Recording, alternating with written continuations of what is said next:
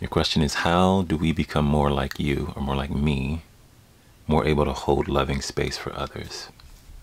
First, I want to say, the short, simple answer is to become more like you, your authentic self, not me, because that'll lead you astray, because you're not here to be me.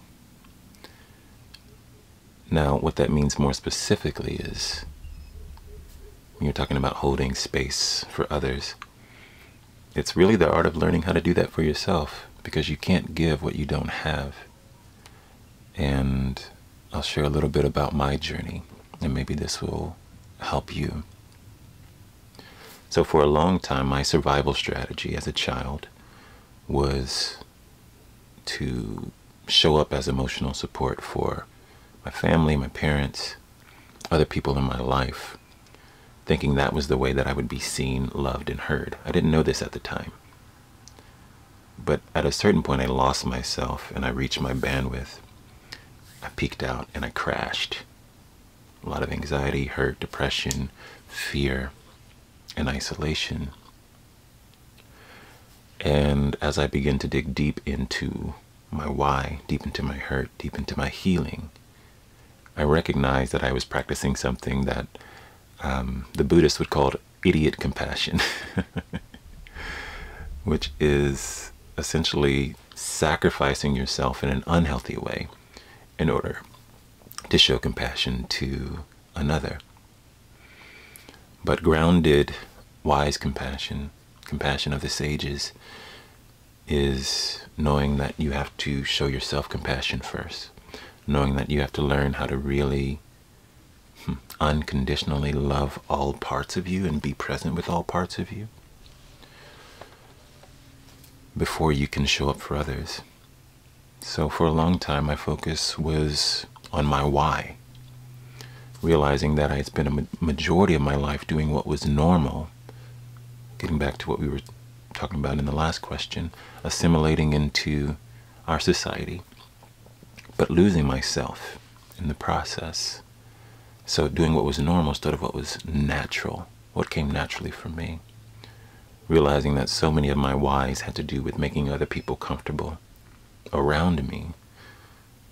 And so as I began to let go of those things through meditation, getting more grounded within myself, knowing what was true for me by digging deep in through as many practices as I could find, whether it was meditation, seeing intuitives, seeing mediums, seeing other teachers, reading as many books as I could, and even plant medicine ceremonies.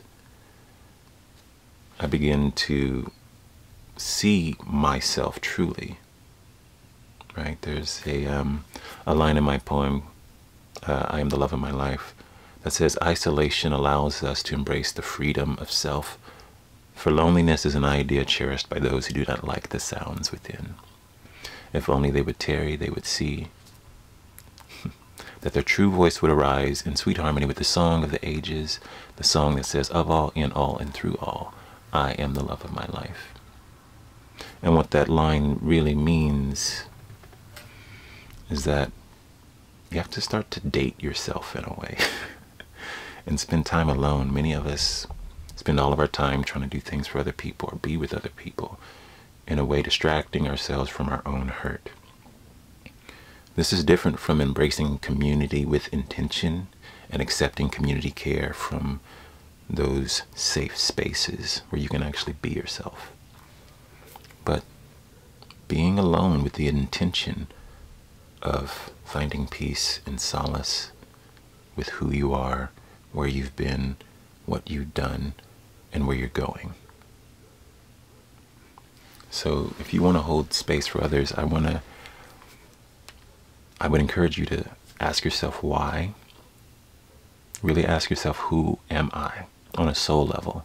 If you let go of all of the physical attributes of your reality, gender, age, nationality, ethnicity, vocation, name, and really allow your heart to speak, then you will begin to get clear about who you are and why you are. And you won't have to ask anyone. It will arise from within naturally. Also, a shorter answer is meditate. In this society, we've been entrained that doing is the way to be, but it's quite opposite. Being is the way to do. Being present is the only way you should do anything, and many of us are very absent. So, cultivating the skill of mindfulness. And if you're looking for some support, I would encourage you to join us in the Beautiful Souls online community.